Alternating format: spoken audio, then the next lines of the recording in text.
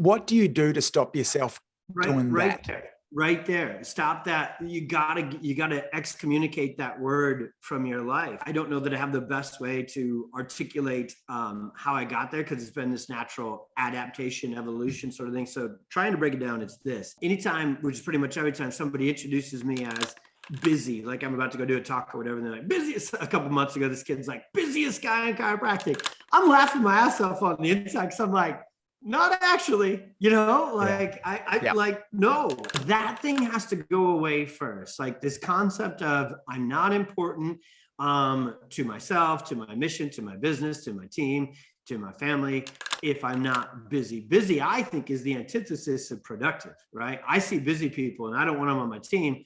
I want just focused, leaned in people who have enough respect for speed to take time off to recharge and haul ass and get after it.